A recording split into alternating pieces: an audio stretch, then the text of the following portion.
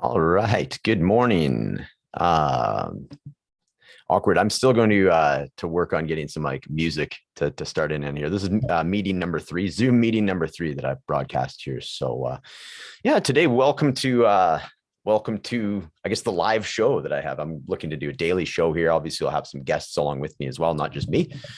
The background, quick thing about the background, it looked just gorgeous on Amazon, and then I got it, and it was kind of like, wah, wah. It's okay though, whatever. So it's better than what's behind, where it's just like a bunch of like posters and it looks like a child of the '80s room.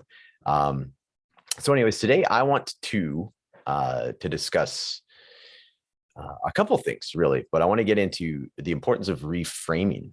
And I'm going to start by just saying, so I got up this morning. I do a morning workout, and how important that is to start with. So, a lot of people say, the body follows the mind, and to a degree that is true. Obviously, I mean, as far as like even getting out of bed, if the mind has decided to hit the snooze alarm, or things of that nature.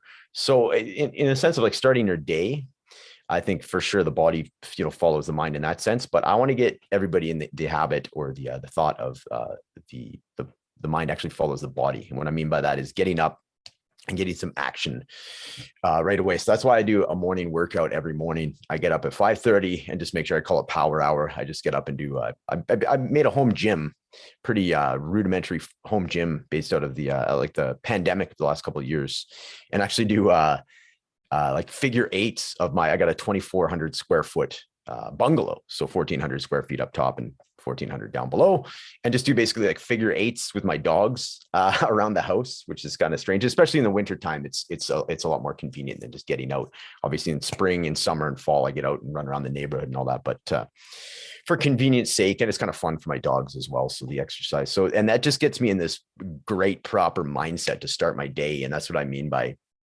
taking action. And then your body will actually feed your mind, and your mind has this like immediate instead of grabbing your phone and looking on this whatever scare tactics might be happening on Twitter or the media, as far as the doom and gloom reporting that we all know we're exposed to on a daily basis, starting it differently. So I challenge you to do that. The body feeding the mind. So out of that, the whole idea is like the whole idea I want to speak to. Topic number one is fear and excitement show up the same way in your body. So fear and excitement has the same physiological response, which is super cool. I just did some reading and some listening to some podcasts and shows about this recently. So that's a super cool realization when you realize that fear and uncertainty show up in your body the same.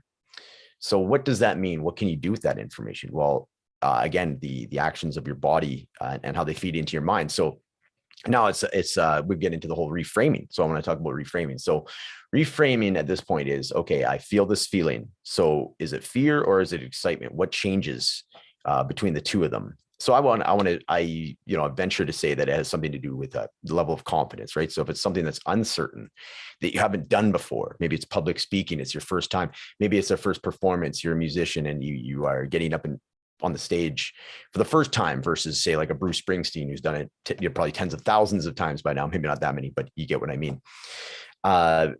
He still has that same excitement, but he has confidence. So confidence, not in the ego sense of confidence where you're comparing yourself to others and that swagger.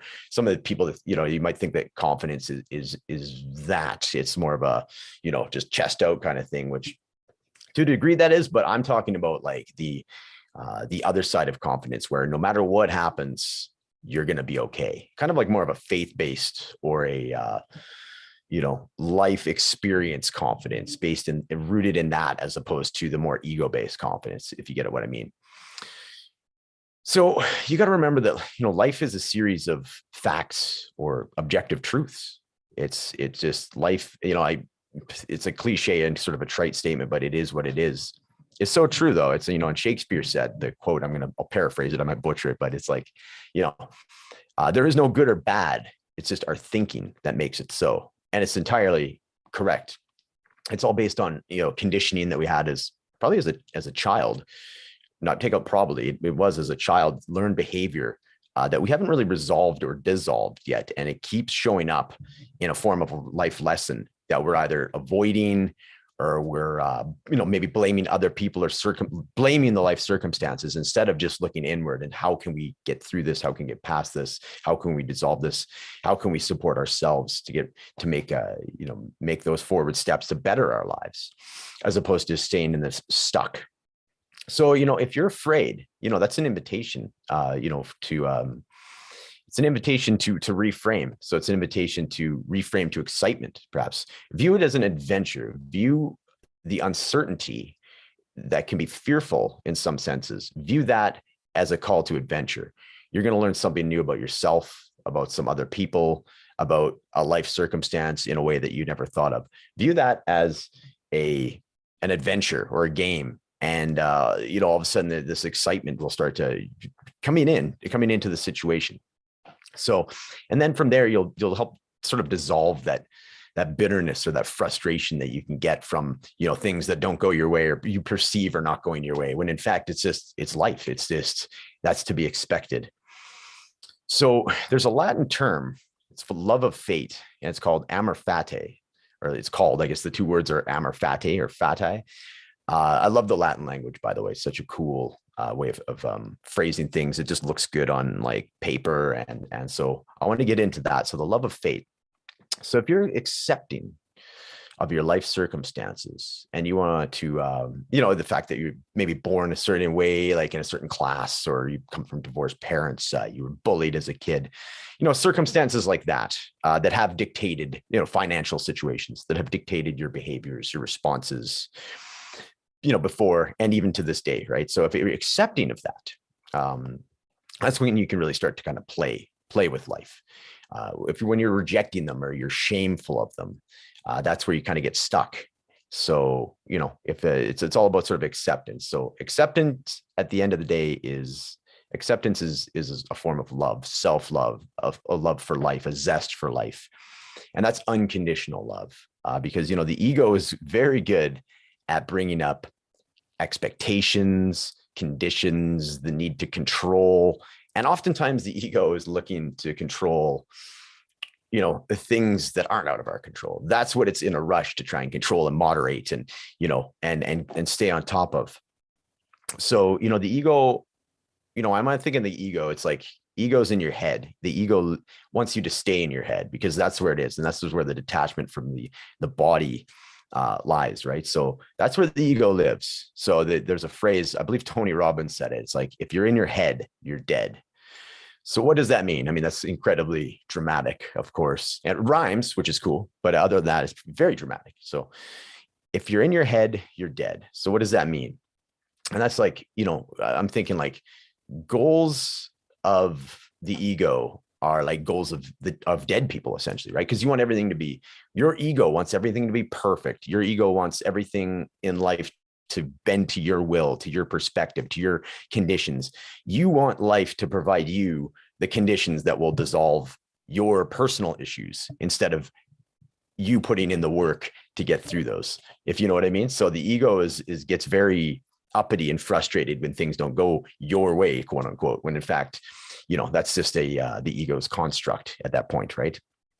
So, the ego, again, it's kind of an interesting thought, but the ego has goals of a dead person. So that's where you kind of get that if you're in your head, you're dead. It wants, again, just life to be perfect and wants to be, your perspective is the only truth, right? Which is entirely false. And that's where the illusion of ego really gets in people's way. And that's where the phrase, like, you get out of your own way is. It's the ego is this feeling of separateness and expectation and conditions. You're putting conditions on people and judgment and comparison. So, we desire to control things regardless of what side of the personality you're looking at, ego or your true sense. But the ego is focusing on the needs that we'll never get. If we focus on accepting life as it is, not worse than it is, and seeing the potential for something better, that will lead to a more compelling today and a more compelling tomorrow. So Amor Fati, the love of fate. It's not about controlling your life. It's about controlling your responses to life. And that will truly be what helps you take your power back. So thanks. Hopefully I wasn't too rambly. I'm going to get better with this stuff, obviously, just trying to work on my presentation skills at this point. So if you made it this far, thanks for listening in, and yeah, we'll see you on the next video.